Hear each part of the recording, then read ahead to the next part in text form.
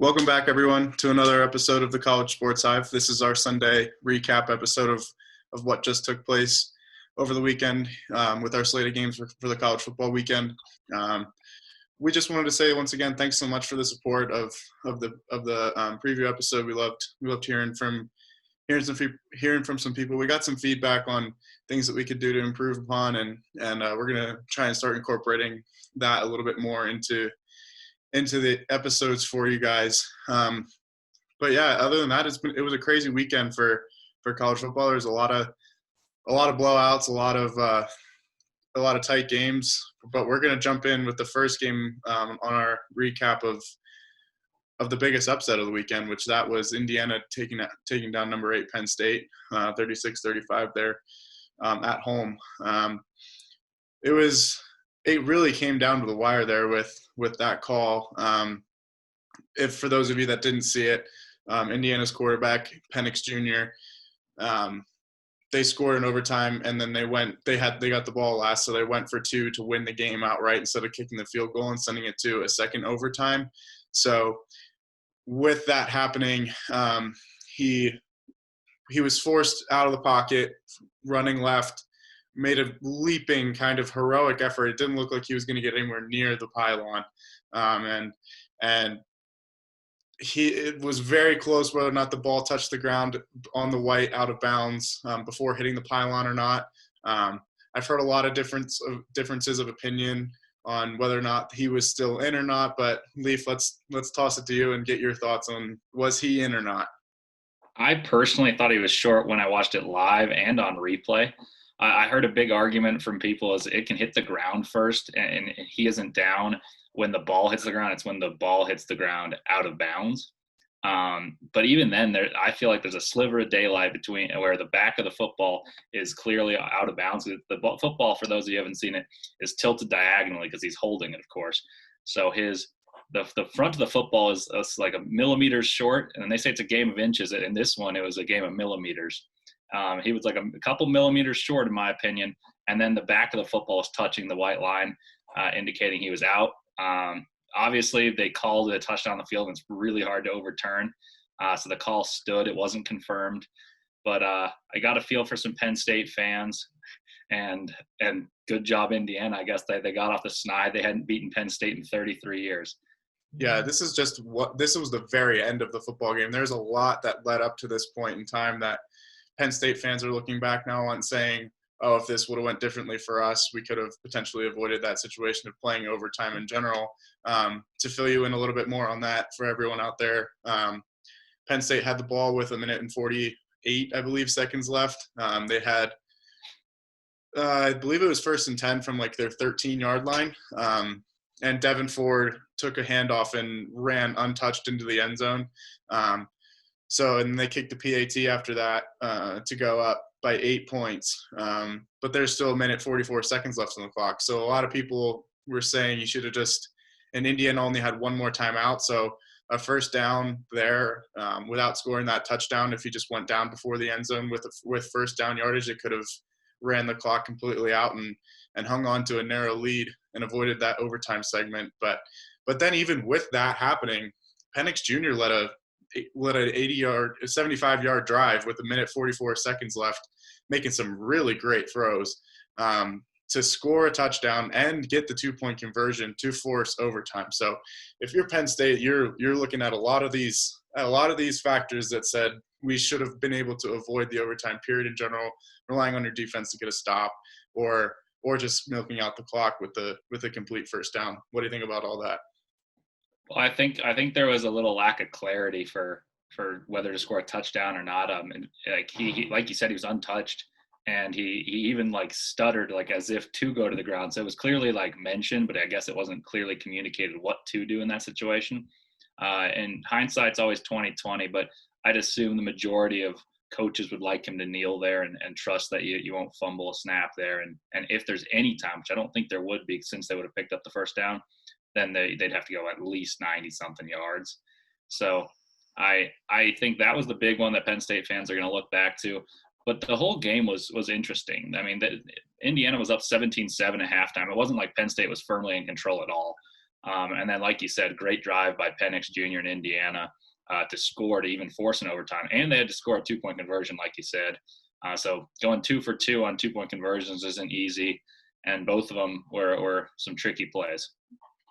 For sure. The Penn State defense looked exposed in the first half, I would say. They were able to penetrate a little bit of pressure there on the outside. Shakatoni had a great game from the pass rush department, but I just think there's a very clear, evident lack of leadership from the linebacker position without Micah Parsons for that defense. He was such a big piece, a big component, and I know one player doesn't make or break necessarily your season, but in this frame of mind, he's definitely a big piece that they're missing, and it was evident out on the field.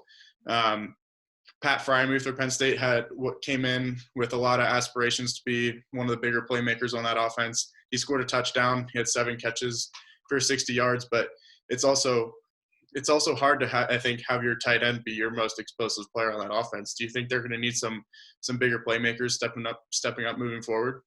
Yeah, I think Clifford was the quarterback. Sean Clifford was asked to do too much for parts of this game. He had to run and he had 17 carries for 119 yards and a touchdown, along with 24 for 35, 238 yards through the air and 3 touchdowns, which is a great game statistically. But he had to work for every yard of that. Some of these plays were off a scramble and he's in desperation. And a lot of these yards were accounted for by Jahan Dotson on one busted coverage by Indiana, long touchdown. So yeah, I think if Fryermuth, he's a great player, but he can't necessarily be your top most explosive weapon as a tight end, and they need someone to take the defense the top off. And I'm not sure they have that. I think Dotson has the potential, but he needs to be a little more consistent, because that one play made up for almost the only explosive play of offense the whole day. We touched on no Journey Brown in that backfield for the Nittany Lions, but they do have Noah Cain and Devin Ford to kind of supplement the rushing attack. But I was also surprised, kind of what you touched on, with how much they were reliant on Sean Clifford running the football. I think also in that first half, Sean Clifford just looked a little lost, to be completely honest with you. He had 2 really bad interceptions where they weren't really close to where he was trying to throw the ball to. So a lot of head scratchers there for Penn State fans moving forward. And I just think they're really going to have to button up a lot, because they have Justin Fields and Ohio State rolling into Happy Valley next weekend, and they looked sharp this weekend against Nebraska in their home opener. So we're going to segment our way to that game. Nebraska came into the Horseshoe to take on Ohio State. This was a lot closer of a game for the first half than the final score of 52-17 what you would think it would be. Nebraska and Ohio State were tied 14-14 with about 3 minutes left in the first half. Ohio State was able to capitalize on a field goal to make it 17-14, but then Nebraska had some bad clock management, and they were able to give the ball back to Justin Fields and Ohio State with a chance to score before the half, and they did. So that 17-14 lead became 24-14, and that was just a little bit of a nail in the coffin for Nebraska fans. Like, you can't expect to, especially with Ohio State getting the ball coming out of the half after that, you can't really expect to make up that much ground when you were trying to go into the half only down 3. Yeah, for sure. You had to assume as a college football fan that Ohio State was going to pull away at some point. They're super talented. They're explosive on offense. They can make plays on defense. But if you're going in at 17-14 on the road, at the Horseshoe especially, you'd say Nebraska is going to take that. And so the poor clock management, turning a 3-point game into a 10-point game, especially with such an explosive team on the other side, that it's inexcusable, and it really was the end of the game right there. And the end of the game, it was not even close. It was 52-17. But it wasn't indicative. Ohio State came out and they played okay at the beginning, but I think they'll have to play a little bit better earlier in games, because they have to become elite faster than other teams do, due to less time to accumulate results, with the Big Ten starting later than the SEC and ACC. So if they want to compete with Clemson and Alabama, who right now look like the best 2 teams in the country, Ohio State, they moved up to number 3, but it wasn't the prettiest showing. That they showed what they're made of, but they have to show that consistently every single week now. No room for slip-ups. I think that's a really good point. I do think their defense started off pretty lackadaisically. They gave up a couple big runs there in the first and second quarter to really make Nebraska feel like they had a chance in the game. But after they went up 24-14, only allowing 3 more points after that is a pretty dominant performance. Let's talk about Justin Fields. He went 20 for 21, 276 yards and 2 touchdowns, 0 interceptions. 1 incomplete pass. How's that? How can we even that's I feel like that's one of the stats that's like the most rare that you see in college football. Like almost a perfect day passing the football. It's pretty bizarre because you see 276 yards and you're like, oh, that's fairly pedestrian. But he only missed 1 throw, and it just speaks to like the system that Ohio State runs and the openness of college football, as opposed to the pros, because you'll never see anything close to that in the pros. And that's the beauty of college football. They have schemes that allow you to throw the ball, get open, and obviously Fields is a really great quarterback. So 20 for 21 is ridiculous. Nebraska's defense isn't phenomenal, but anytime you're only missing 1 throw all game, and racking up yardage to it, it's not just dinking and dumping the whole game. Teams are going to have to watch out for Ohio State's offense, that's for sure. Yeah, I think you touched on the dinking and dunking aspect of things. He only had 20 completions and almost had 300 yards passing. So if you do that math, that's averaging well over 10 yards of completion there with his throws. And I think the biggest thing about what shocked me about Ohio State's offense was the receivers weren't just open; they were wide open on numerous occasions. I don't know if it's a lack of veteran leadership or some discipline in the Nebraska secondary, but I think Chris Olave leads that receiver core, and he's going to have a monster year. And I think it's going to be really interesting to see if there's anyone in the Big Ten that can slow him down. I mean, their receiving core is ridiculously talented. Garrett Wilson paced them and in that last game with 7 receptions, 129 yards and a TD. And they have a freshman 5-star, Jackson Smith and Jabba, who made a remarkable toe-tapping catch in the back of the end zone, one of the best catches for this season already. You can guarantee that's going to be a top 10 catch of this season. And then they also have Master Teague coming out of the backfield and who can rack up yardage on the ground or through the air. And like you mentioned, Olave is probably their most renowned player, and we haven't even touched on him other than that. And so they're going to be dangerous, and I don't know if any teams in the Big Ten, like you said, can compete with that tandem of receivers. I think another sneaky point for Ohio State this year is you have Master Teague. He only had 41 yards on 12 carries, but he scored 2 touchdowns. And he's a massive back. He's a big bruiser type guy. But Trey Sermon transferred from Oklahoma to Ohio State, and I think that's probably one of the sneakier moves in college football this season.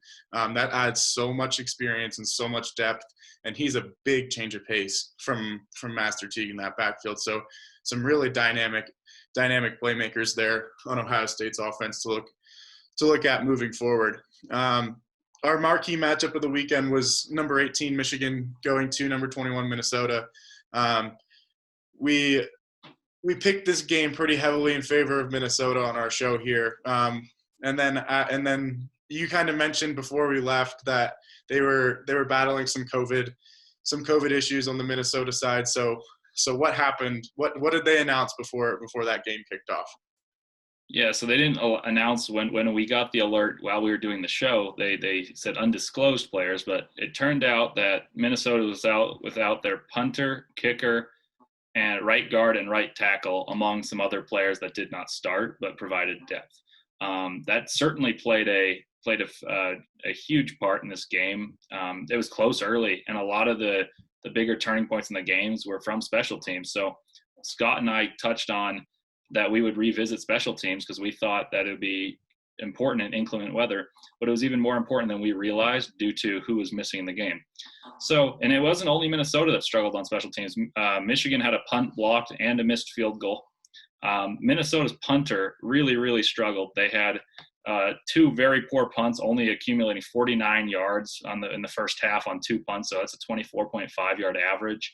They allowed a huge 64-yard return on a swib kick because their kicker didn't have the leg to get to the end zone, which was their typical tactic of trying to kick it out the back of the end zone. And then the biggest one, in my opinion, was the fear of poor punts led to a fake punt deep in their own territory. And it cost them a TD before the end of the half. And by that point, Michigan built a big lead because they capitalized on some mistakes. Yeah, if you watched the game, you heard Herb Street and Chris Fowler kind of touch on that. I just think PJ Fleck was just like, if we're gonna have a bad punt anyway and give them good field position, we might as well take the chance of converting the 4th and 8.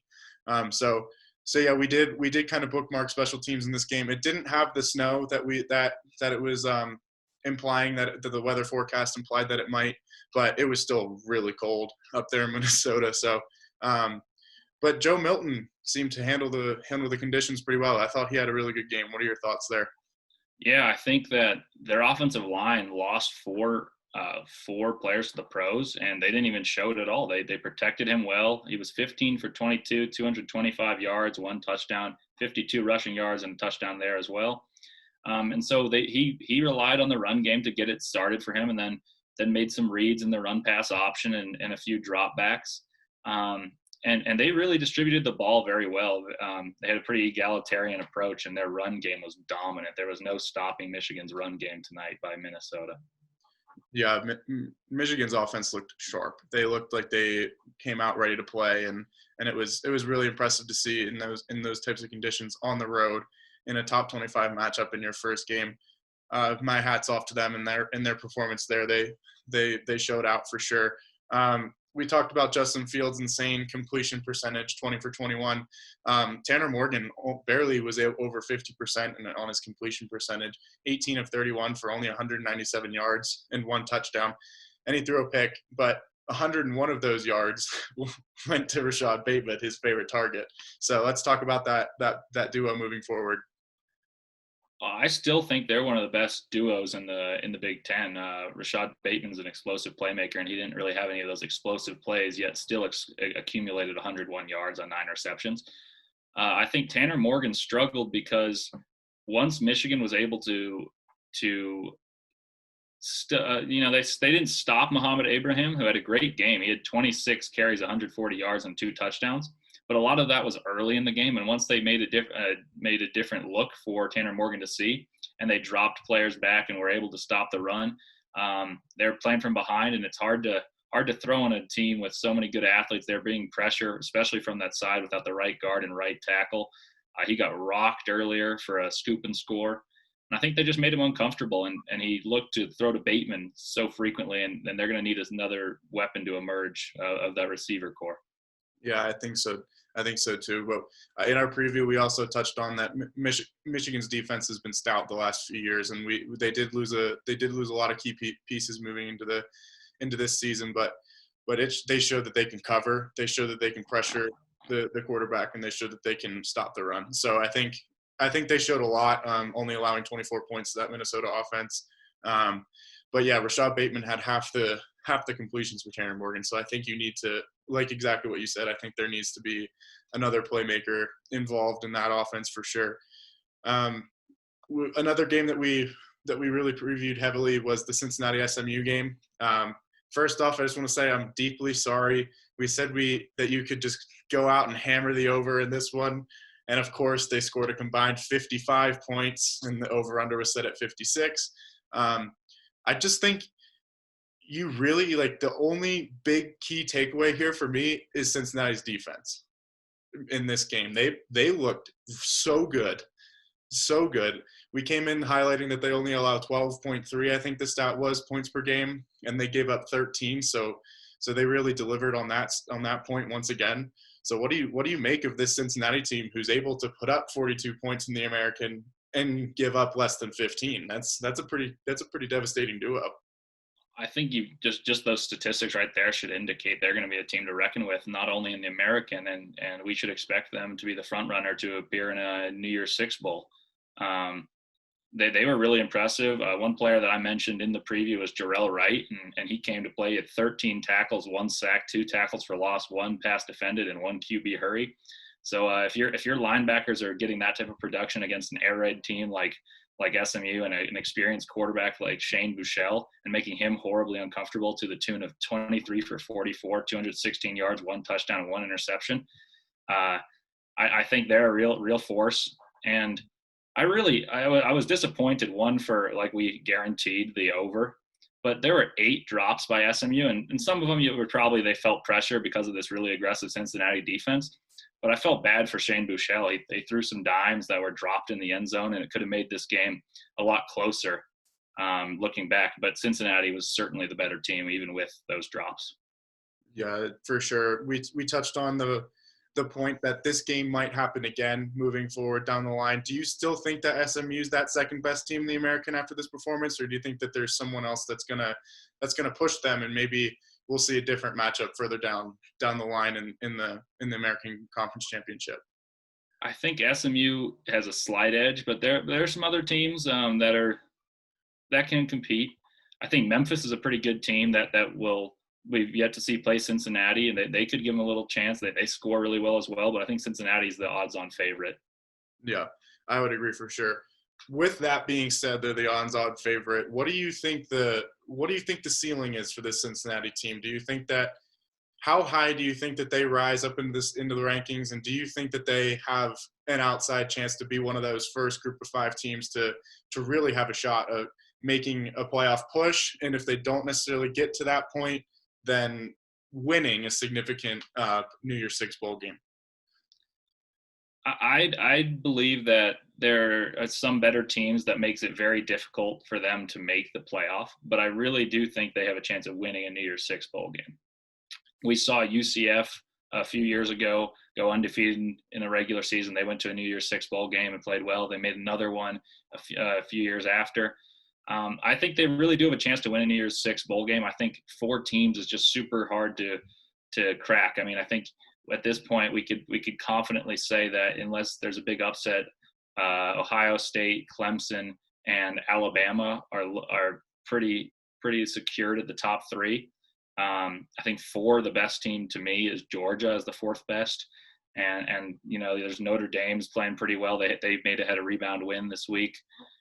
It'll be tough for them to crack top 4, but they certainly are one of the best 7 teams, in my opinion, that we've seen thus far. Yeah, I think that's a pretty fair analysis there. Wisconsin opened up the Big Ten schedule on Friday night with a drubbing of Illinois, 45-7. They left no doubt there that what happened last year wasn't going to happen again, didn't they? Yeah, I think that was weighing in the back of their minds. They didn't want to lose to Illinois or even make it close. But how about 20 for 21? Same with Fields. Graham Mertz, 248 yards and 5 TDs on his debut. Yeah, fantastic performance. 5 touchdowns is always going to be something that turns the eye. But also, like we said with Justin Fields, that's just an insane stat line to only have 1 incompletion. That's truly pretty remarkable. Okay, so we talked about Ohio State. We talked about Penn State in this Big Ten scenario. With Penn State losing, I believe it's pretty safe to say now that Wisconsin's going to be that second best team in the Big Ten, and we're going to see potentially another rematch of what the conference championship was last season, with Ohio State once again playing Wisconsin for the right to make the playoff or the Rose Bowl. Yeah, I think that's a fairly safe assessment. I think Wisconsin's laid in place the foundation. They're going to run the ball. They had 54 rushes in a game, which is pretty ridiculous considering that college football is, like most teams, air raided up and they throw a ton. They still threw 21 times from their starter, but 54 rushes for 182 yards, and probably could have had more. A lot of these were at the end of games and they took out some starters. They're a really stout team. They play great defense. They run the ball. They've got a competent quarterback, as we see. And I think I think Penn State still has a chance if they can play Ohio State, they're a really good team. They may not have a chance in the standings.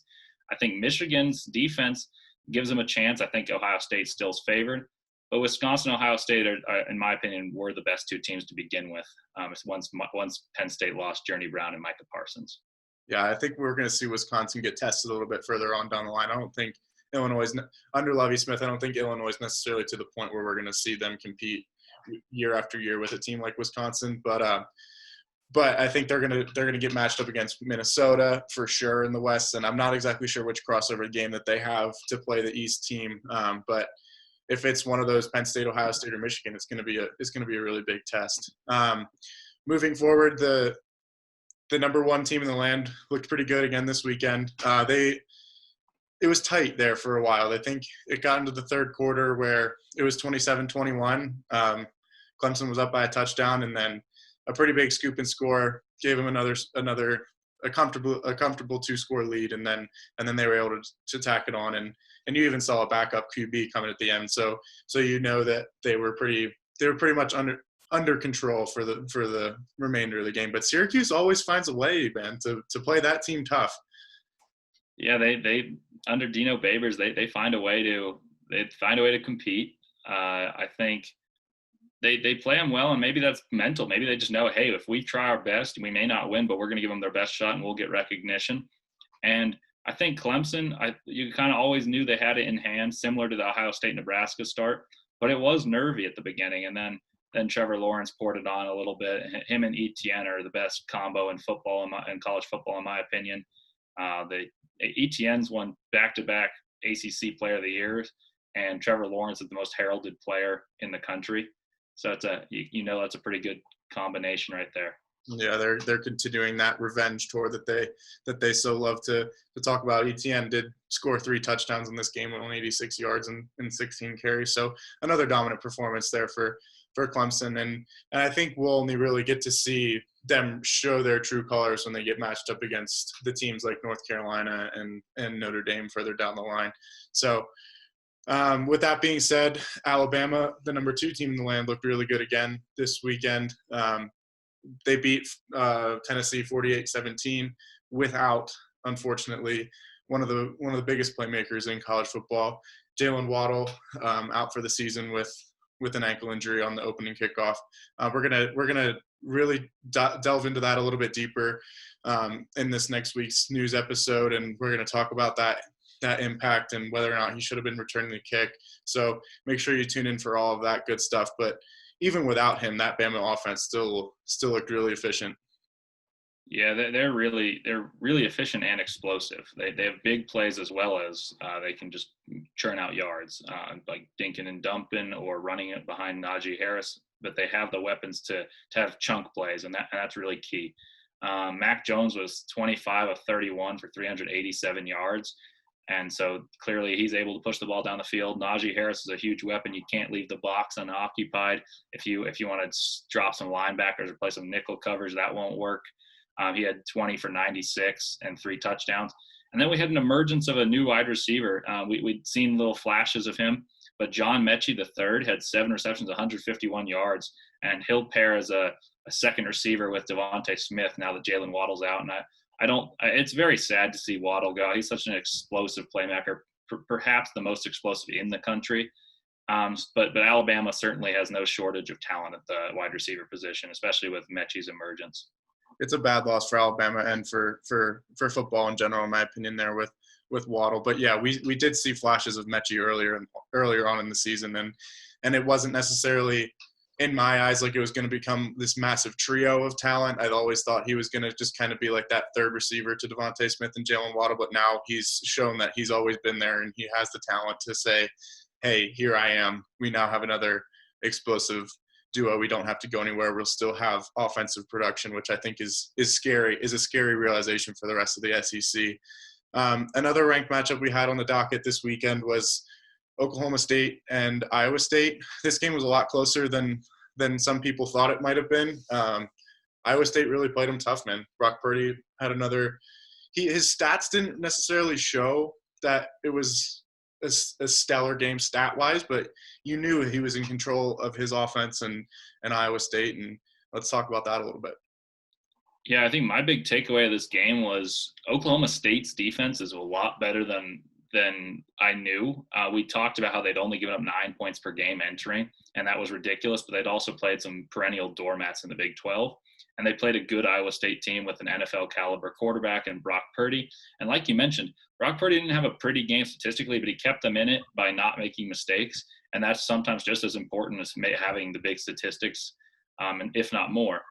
Chuba Hubbard really paced Oklahoma State on offense, and they had a nice time of possession. Combining with their improved defense this year, I think they're a real candidate to be a sleeper contender for the college football playoff. I totally agree with you there. 25 carries, 139 yards, and a touchdown for Chuba Hubbard. He just continuously, like, that's another day in the office for him. You know what I mean? He just continues to crank out performances like that, and it's almost a different breed of football than we're used to seeing in the Big 12 of dominating the time of possession, playing solid, strong defense, and running the ball down people's throats and making the right plays at the end of the game to win. So I think you said it best. I think they're probably one of the last chances for the Big 12 to make a run at the college football playoff, but they still got a gauntlet of a schedule remaining ahead of them. So we'll see what they're able to accomplish moving forward. We keep somehow finding our way back to this topic, but Coastal Carolina really gave us a struggle for a little bit there. They were tied 14-14 with Georgia Southern, but they were able to pull away and win by 2 scores, 28-14. So, we were sweating there for a little bit.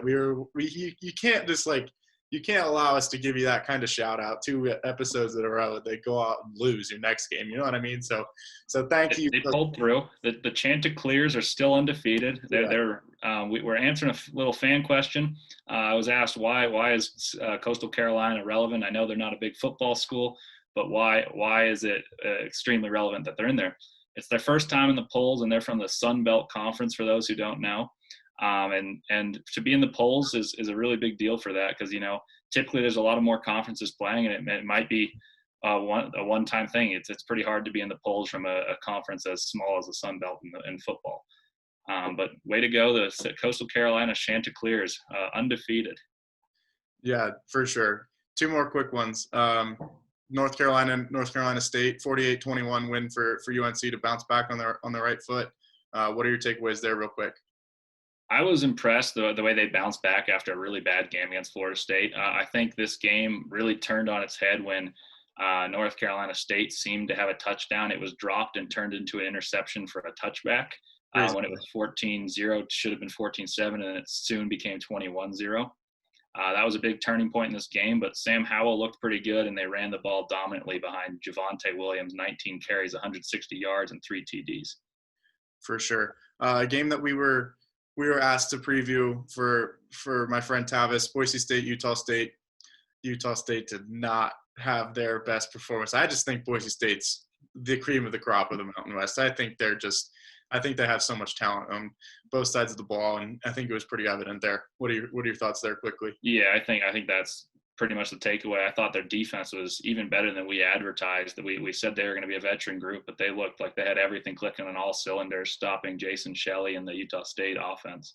Yeah, Shelley couldn't really get the ball rolling there with that new offense. So we'll keep that in mind moving forward. And I think Boise State is probably the cream of the crop of the Mountain West, like I touched on.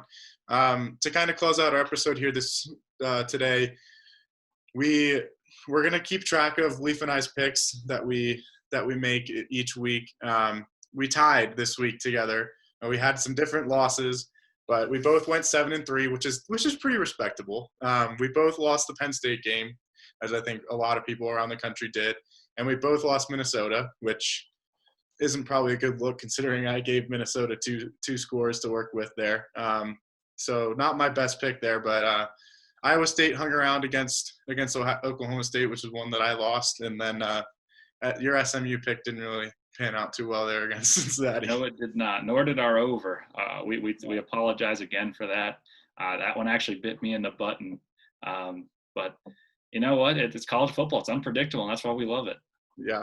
So this is going to be just a fun thing that we do each episode that we preview and we recap. We'll just keep track of how we're doing in the season, and we'll have a little bit of banter once we get a little bit deeper into it about talking smack about why'd you pick that game or whatnot. So we'll have a clean slate of games for this weekend to preview and talk about for the Thursday episode. We'll be back with you guys on Tuesday to talk about news around the conferences.